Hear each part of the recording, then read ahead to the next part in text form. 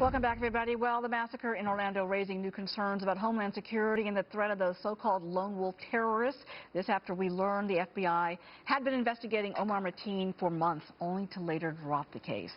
Joining us now, Dan Bongino, former Secret Service agent for President Obama and an international security consultant. Welcome. Great to have you on the show today. Good to be here. You know, one of the most frustrating issues about this case is that Mateen, as you know, was under FBI surveillance and had been under investigation, but decided that he wasn't a threat. However, isn't it fair to say that it's not so much that the FBI didn't recognize Mateen as a threat, it's that there are too many people like a Mateen or Tsarnaev across America for the FBI to keep track of? Is it all about the lack of resources? Is that to blame? It's not, yes, it is. The lack of resources is to blame, Uma. But it's not just the lack of resources. It's the organization of the federal government, law enforcement, and intelligence infrastructure. If the general public knew what people like me who were inside that infrastructure saw, they would be horrified. You have an alphabet soup, Uma, of federal agencies that can't communicate, that don't even use interoperable communication devices, different weaponry, different computer systems. It is a hodgepodge of people in silos who can't talk to each other. Sadly, this isn't a surprise to me that this happened. But ever since 9/11, we keep hearing about the fact that agencies are communicating better, that there is a streamlining of information, that there are better databases in place to try to keep track of these people.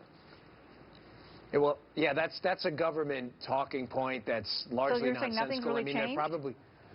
Well, some things have changed, but they cherry-pick the good stories and they leave behind the larger failures. I'll give you a perfect example.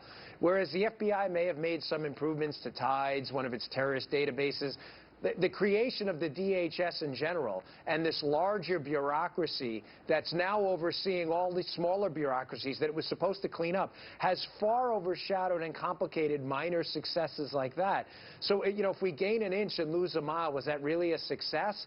My answer to you is absolutely not. We've done very little to streamline our abilities at the federal level to track down these people and streamline and organize our federal government. Let me ask you this then.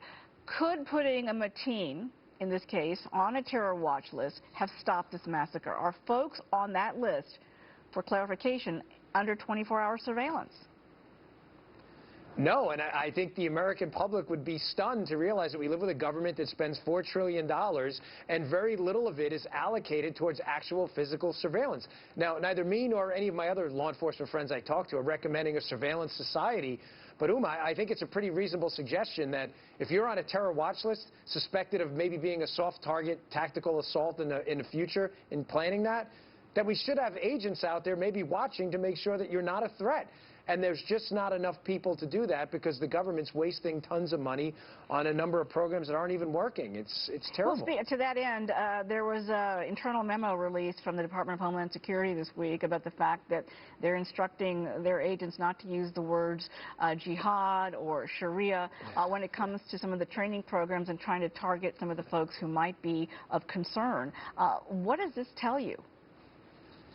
Yeah, I'm trying to contain my anger because it's cable television. This is insanity. I mean, do you understand what we're asking our federal agents to do? This is like asking a bunch of federal agents involved in organized crime to go investigate the Russian mob, but not to go to Russian neighborhoods, never use the word Russian or mob.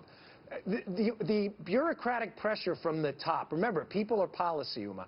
The bureaucratic pressure from the top, from the White House, to run politically correct investigations is going to get someone killed if it hasn't already. I have zero problem telling you that because it's absolutely true. So, from your point of view, in a few seconds left, are we going to see any substantive change following what's happened in Orlando? There's a lot of hand-wringing going on, a lot of blame game happening right now. Do you expect to see any substantive change?